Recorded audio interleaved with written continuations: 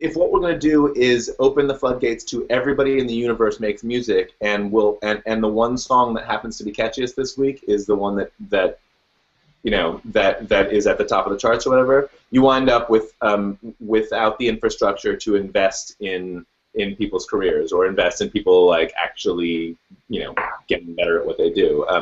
One thing that people don't often just, a lot of times people say that like because we're not selling records, we will make this all back up by playing more shows. And except for Daria, like there's a people forget that it's highly exponential, the touring market. If you can get 100 people into a club, you can only charge them $5 a head. If you can get 1,000 people into a club, you can charge them 20 or 25. If you can get 100,000, you can charge them $200 a head. And the costs might be linear, but they certainly are not exponential like that. So bands basically lose tons and tons of money on the road until they're playing to about 700 or 1,000 people a night. To get to a place where you can play to 700 or 1,000 people a night, you've got to have a huge audience. You've got to something has to have happened to you before this, which means you've either spent tons of money touring for the last 5 years, or you've been at the top of the iTunes charts for longer than one song. And it's a big problem for the sort of economics of it all.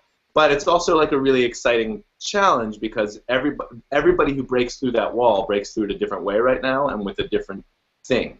There is no like you can't game radio the way you used to because there is no one. It's like nobody was like what's going to be huge, a 16-year-old from New Zealand or whatever, like with a beat and one song. Like nobody saw Lorde coming, and I've talked to all these people at radio at record labels recently, and they're all like, "Oh yeah, Lorde is the future of music, man. Everything's going to be exactly like that," as if they saw it coming. Like no one sees it coming these days. Although the weird thing about that is she's been signed since she was like 12, So somebody saw and sort of curated that, So it's like, I think she's amazing, and I actually really, really dig her stuff. But I take it all back. Someone saw it coming. No, seriously, I checked it out because I was like, oh, like everybody else, where'd she come from? And yeah, she got scouted when she was like 12, and she's been signed to Universal New Zealand since she was 12, and been shopping around to different writers, and so it's interesting to me that. There's all of these like talent shows on TV and all these different things, but to me, the artists who still feel like artists seem to still be coming out of the old system, like that. When you go, oh crap, Lorde is from she's the old system. She's new, but she's from the old system.